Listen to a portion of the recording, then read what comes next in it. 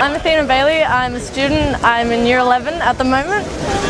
Basically, I'm sick of the way the capitalism system works. I'm sick of all the bankers having all the money and leaving the people with less when they work much harder and have less money. And the taxes, it's just getting really ridiculous. And even though we don't have it as bad as America, it's still pretty ridiculous. And it's time we took some action, and that's why I'm here. I'm Lewis O'Brien, and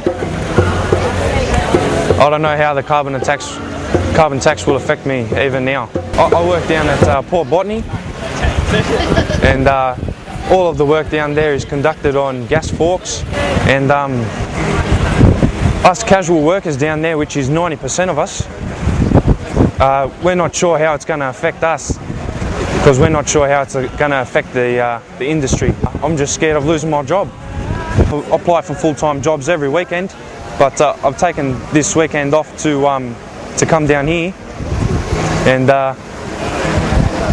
try and secure the job that I have now. You know, I was lucky enough to get the job from my uncle, but I've been to maybe 16 interviews for full-time jobs, and I haven't been successful for any of them, and that's over the past year and a half.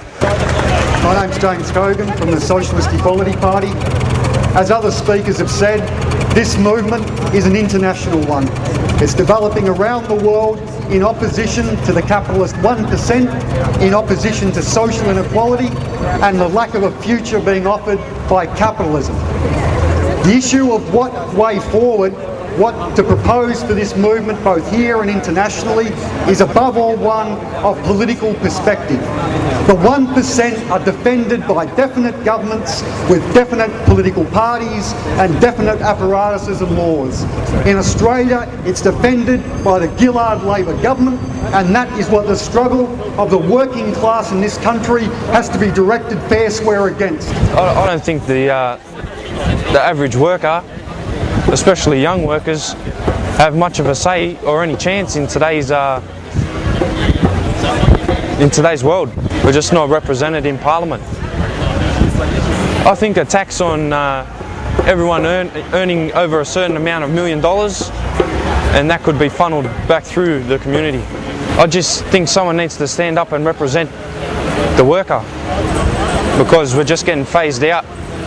My name is Nola Cooper, and I'm 70, and I came today in support of what's happening in America with the Occupy movement, and I have been outraged at what has been happening in the world in terms of the big banks and the big corporations, the money they pay their CEOs, and the fact that working people are falling further and further behind. In other words, the gap between the rich and the poor is getting wider and wider. I think creating a workers' party would be a great idea in reaffirming the position of the working class in Australia. I'm pro-socialism. It's fair that we're getting what we deserve, what we work for, and that there aren't greedy people taking the money. I think it's great that the whole world slowly, it's happening all over the world, and I think it's going to prove that the rest of the world sees it like that too, that it's not okay what's happening. I'm very disappointed in the Gillard government, and